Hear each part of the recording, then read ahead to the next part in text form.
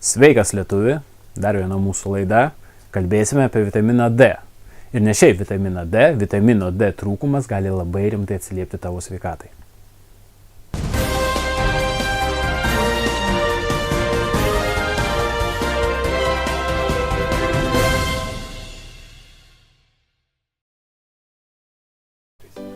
Statistiniais duomenimis, daugiau nei trečdalis lietuvių turi kritinį vitamino D trūkumą.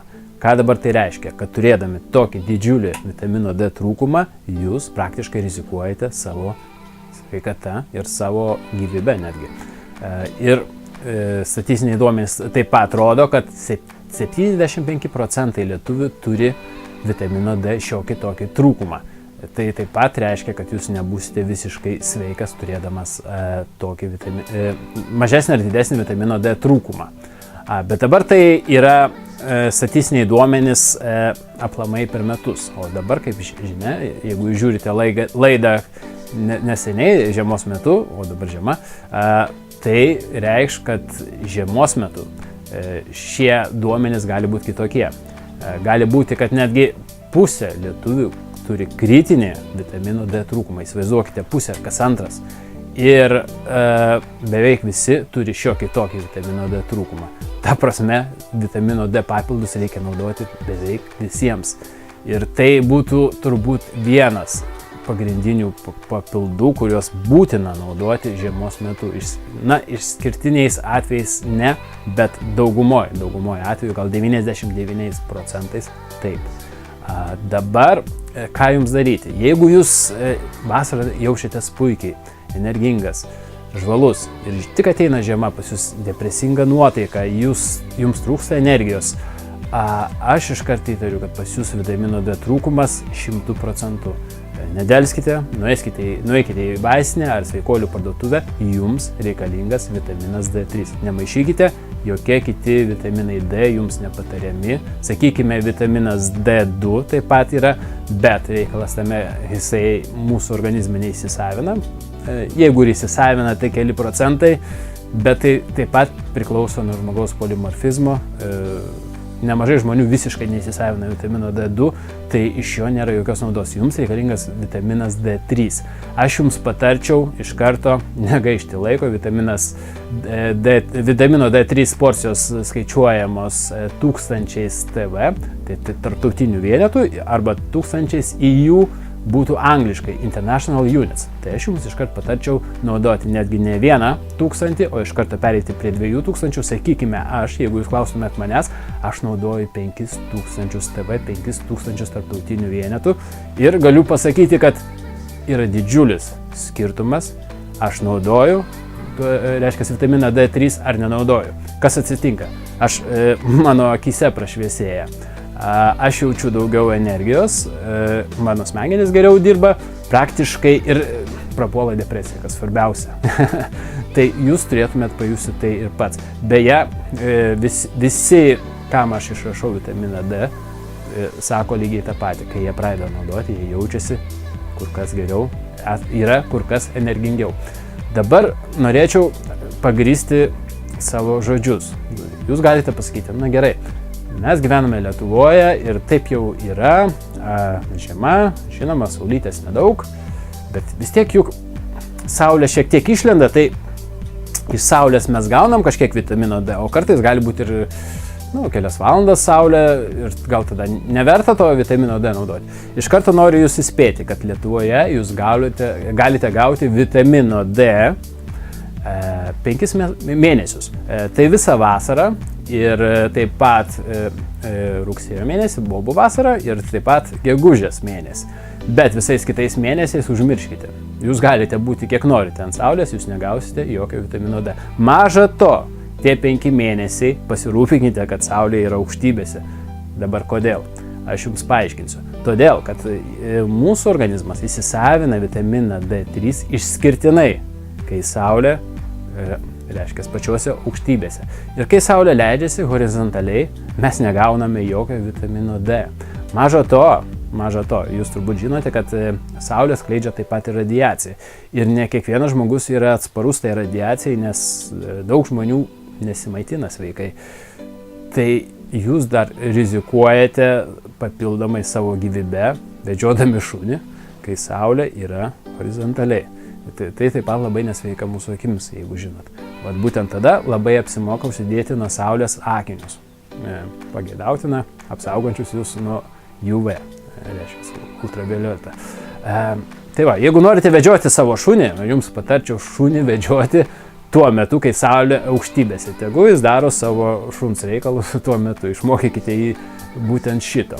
Dabar atsakysiu į tokį klausimą, sakykime, jūs užduosite, na gerai, visgi lietuvis turėtų būti adaptavęsis, kad jisai gyvena Lietuvoje ir jisai, reiškia, tik tai 5 mėnesius gali gauti vitamino D. Dabar jums paaiškinsiu, reiškia, mūsų organizmas maksimaliai galėtų kaupti vitaminą D 3 papildomiams mėnesiams. Ta prasme, sakykime, po rugsėjo jūs dar 3 mėnesius galite jaustis pakankamai neblogai. Ir dauguma žmonių tai pastebi, kad iš tikrųjų jie jaučiasi gan neblogai dar ir spalį, ir lapkritį, ir gruodžio mėnesį dar visai neblogai, bet jau ant kalėdų visiškai sugriūna ir, taip sakant, tada prasideda tas kritinis vitamino D trūkumas, kai jo vis mažėja. Bet netgi, iš tikrųjų, netgi lapkričio mėnesį jau jūs galite turėti vitamino D nemažą trūkumą. Jau būtų verta naudoti vitamino D3, reiškia papildą. Bet saugiausias būdas pasinaudoti kraujo tyrimu. Tai būtų pats saugiausias būdas ir sužinoti, kokie yra jūsų duomenys. Dabar apie duomenys. Lietuvoje, reiškia, vitamino D kraujo tyrimai naudojami yra 25 OH ir, reiškia, jūsų kraujo tyrimai bus skaičius ir N-mol per litrą. Idealus būtų, mano duomenimis, idealus variantas yra 125 N-mol per litrą. Ir stenkitės orientuotis į šį skaičių, bet nebūtinai, kad būtų būtent šis skaičius. Sakykime, tarp 100 ir 150 taip pat visiškai idealu. Iš kur aš dabar tai žinau? Tiesiog yra daug mokslinių įrodymų, kad būtent žmonės, kurie turi tiek N-mol per litrą vitamino D savo kraujyje, gyvena ilgiausiai, mažiausiai serga visomis ligomis, be išskirčių, ir vėžys, ir diabetas, ir širdies ligos. O kaip jūs norite nugyventi virš 100 metų, jeigu pas jūs bus didesnė galimybė susirgti šiomis ligomis? Todėl pasirūpinkite, kad jūsų vitamino D kraujyje būtų pakankamai visus metus. Netgi vasarą aš patarčiau pasitikrinti. Šiaip dauguma sveikatos profesionalų pataria vitamino D kraujyje tikrintis kas 3 mėnesius. Šiaip vitaminas D3 yra įsisavinamas apie 60% ir jis turėtų jūsų kraujyje pakelti 13 N-mol per litrą. Bet tai yra vidutiniškai, nes šiaip reikalas tame, kad jūsų organizmas gali būti šiek tiek kitoks, gali būti polimorfizmas ir jūsų organizmas, sakykime, gali įsisavinti vitamino D3 tik tais 20%. Ką tai reikš? Tai reikš automatiškai, kad jums reikės 3 didesnių dozių vitamino D3, kad pagerinti, reiškia, padidinti N-mol per litrą savo kraujyje. Dabar kiekvienas 1000 TV vitamino D3 kelia vitamino D kraujyje lygį 13 N-mol per litrą. Tai automatiškai jūs galite pasiskaičiuoti, čia vidutiniškai, kaip ir minėjau, galite pasiskaičiuoti. Sakykime, jeigu jums trūksta 25 N-mol per litrą, tai jums reikės naudoti 2000 tarptautinių vienetų. Jeigu jums trūksta 100 ir kas jau yra labai negerai, tai reiškia, kad pas jūs kritinis vitamino D trūkumas, tai jums reikės 8000 TV vitamino D3. Bet kaip ir minėjau, tai gali būti ne visada, čia tik tai tuo atveju, jeigu jūsų organizmas įsisavina maksimaliai vitaminą D3. Sakykime, jeigu jūsų organizmas yra jisai įsisavina tik tai 20%, tai jums reikės 3 paminėtų dozių. Ir vienintelis būdas įsiaiškinti šį dalyką, tai yra priduoti kraują, pasitikrinti vitaminą D3 prieš naudojimą papildų ir pasitikrinti kraują po kelių mėnesių jau naudojant papildus ir jūs galite pažiūrėti, kiek būtent jūsų papildai pakėlė kraujyje vitamino D. Kiek nmol per litrą pas jūs pakėlė ir tada galėsite žinoti, kas kaip ir yra. Reiškia, dabar dar vienas būdas gauti vitamino D, tai yra soliariumai. Na, žinote, soliariumas, atrodysite įdegę, taip pat gausite vitamino D3, taip pat šviesa pakelia šiek tiek nuotaiką.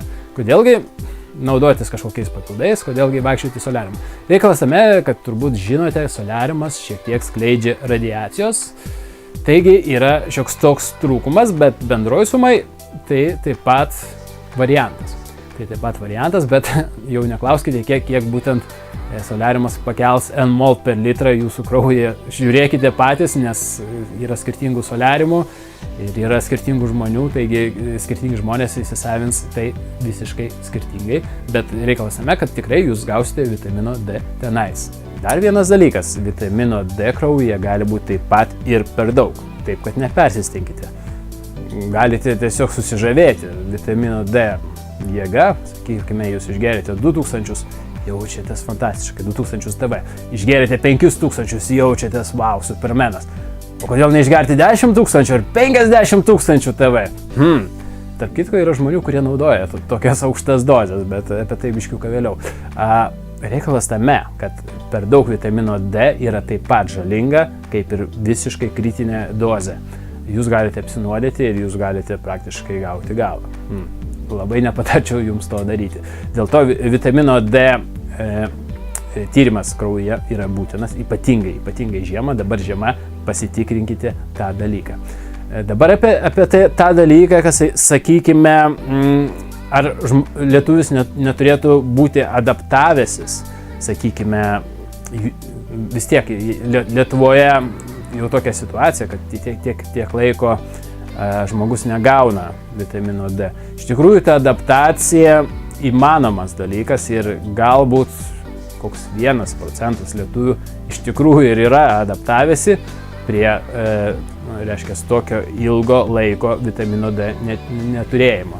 Jeigu jūs jaučiatės labai normaliai žiemą, pilnai gali būti, kad jūs neturite didžiulio vitamino D trūkumo, bet kaip ir minėjau, geriausiai šiek tiek, ta prasme, orientuotis nuo 100 nmol per litrą iki 150. Tai yra idealus variantas, mano duomenimis. Tarp kitko, daktaras tikrinės jūsų kraujo duomenis, jisai gali pateikti kitus duomenis, bet tiesiog mūsų duomenis tuomet skiriasi, nes praktiškai yra daug skirtingų variantų, kaip žiūrėti į šituos reikalus. Bet kokiu atveju, aš abejoju, kad pas jūs yra pakankamas lygis. Tai turbūt mes su daktaru sutiksim, kad jums reikia kažkiek papildyti vitamino D3. Taigi, žiūrėkite būtent tai.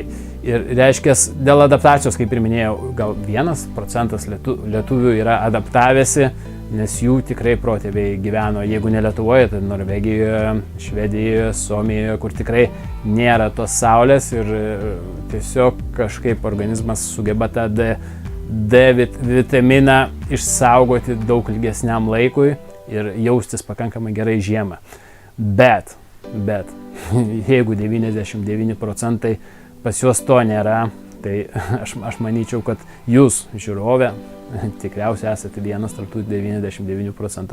Statistikos neapgausi. Taigi, sudėsime viską bendrai. Reiškia, jums reikia vitamino D3, jums reikia pasitikrinti kraują. Kaip ir minėjau, idealus variantas tarp 100–150 nmol per litrą. Ir aš patarčiau nedelsti, jeigu jūs jaučiatės blogai, tiesiog nueikite, nusipirkite vitamino D3. Dar pabaigai paminėsiu, kad reiškia, kai mes gauname vitaminą D iš saulės, mes gauname jį 100%. Taip, mūsų organizmas pasisavina jį 100%, bet tai irgi nebūtinai. Nes jeigu žinote, priklausomai nuo odos tamsumo, mes turime po oda, reiškia, toksai yra melaninas. Melaninas, kuris būtent apsaugo mus nuo saulės. Ir žinot, kuo tamsesnė oda, to žmogus labiau yra apsaugotas nuo saulės. Sakykime, juodaodžiai, tai jie iš viso ant saulės nedega ir padėkite baltą žmogų į Afriką, jisai sudegs. Tai čia yra žinomas dalykas, nes baltas žmogus, jisai neturi melanino, reiškia apsaugančio nuo saulės. Ir automatiškai balti žmonės gauna daugiau vitamino D iš saulės negu tamsesni žmonės. Ką dabar tai reiškia? Tai reiškia, kad jeigu jūs esate tamsios odos, tai jums automatiškai reikia kur kas daugiau saulės. Sakykime, aš esu tamsesnės odos, tai yra viena iš tų priežasčių, kodėl aš naudoju daug vitamino D3, 5000, nors tai irgi po klaustuku, ar tai yra pakankamai daug. Nes, sakykime, jeigu jūs esate juodaodis ir kažkokiu būdu žiūrite mano laidą ir suprantate lietuviškai, tai jums reikia velniškai daug vitamino D, nes jūs esate praktiškai iš Afrikos, tai pas jūs melanino velnio žino kiek. Jūs netgi vasarą negausit jokio vitamino D, nes jums bus to karščio nepakankamai. Jūs turėsime praktiškai, tai viena iš priežasčių, kodėl tiek daug tamsiaodžių yra tokie pikti ir, reiškia, daugiau linkę prie nusikaltimų. Sakykime, jeigu pažiūrėti į Europą ar netgi Ameriką, žmonės atvažiuoja iš tų pietų kraštų ir kažkodėl jie siaubingai pikti ir tiesiog nori susisprogdinti ar dar kažką. Tai viena iš priežasčių, kad jiems tikrai siaubingai trūksta mūsų šalyse vitamino D. Ir būtų turbūt labai protinga jiems išrašyti, bet kol kas nėra pilno sutarimo dėl to, kad priversti tos žmonės praktiškai naudoti vitaminą D, nes jiems būtina. Aš žinau, pas mane gali būti labai rimtos depresijos, jeigu aš tikrai negausiu pakankamai vitamino D žiemą. Nežinau kaip dėl jūsų, bet daug lietuvių yra kaukaziečių, taipgi aš manau, kad lygiai tas pats dalykas. Tai va, ką aš dar norėčiau jums pasakyti, tai turbūt bus, manau, kad užteks šiai laidai. Viso geriausia. Tikiuosi viską supratote. Čiau.